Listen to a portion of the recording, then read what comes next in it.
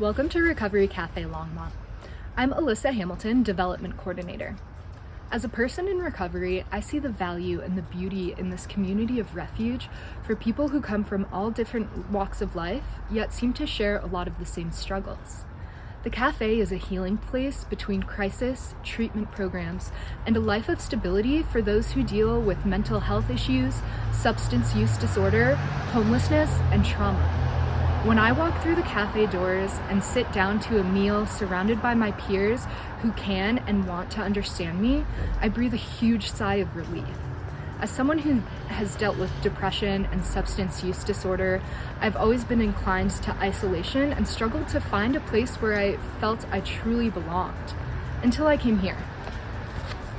All our services at Recovery Cafe Longmont are completely free, and we rely on donations from individuals, government agencies, corporations, and grants to help us maintain our vision of helping people on their recovery journey.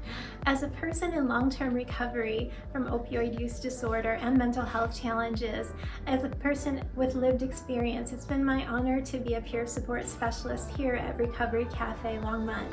We encourage people to make their own best decisions on their recovery journeys. We are not therapy, but we are support. We're their cheerleaders. We're also resource brokers that can help people connect to services such as mental health help, medicated assisted treatment, housing, food, pretty much anything will help people out so they can live their own best lives. But the most important thing is we don't tell people what to do. It's up to them to make their own best decisions. Our recovery circles are peer-led support groups that help people process what's going on in their week. They're not traditional support groups like in a 12-step group, but this is a time for people to talk about their week, maybe a challenge, a success, and maybe a goal they want to set for the next week. Also, feedback is encouraged, and that's also very different than traditional support groups. And our community is so loving and caring that the feedback helps people make the best decisions on their own recovery journeys. It's my one place to come ground myself and be able to talk to somebody else outside of my personal circle and express how I'm feeling or whatever I'm going through. So it always helps me, and it's always good to have a place to come have somebody check in on you. So that's always nice. It's always private. A lot of good people. The circle's always different variety of people, which is always great. And everyone listens, and the advice and the comments and everything. It's helpful. It gets me through my weeks. I'm not gonna lie. I come here every Tuesday like clockwork because it's my one grounding and my part of my routine I choose not to miss out on because it's good for me.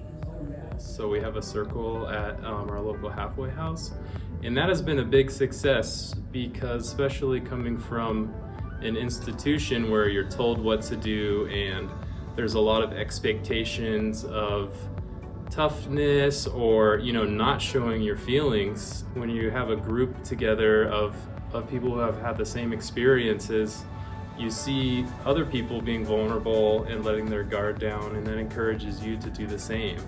And it's a process, but I've noticed that over time, people feel more and more comfortable being vulnerable, seeing their peers be vulnerable, and are more willing to ask for help or ask for ideas or guidance. And it's a special thing that can only come from having a circle with a group of peers.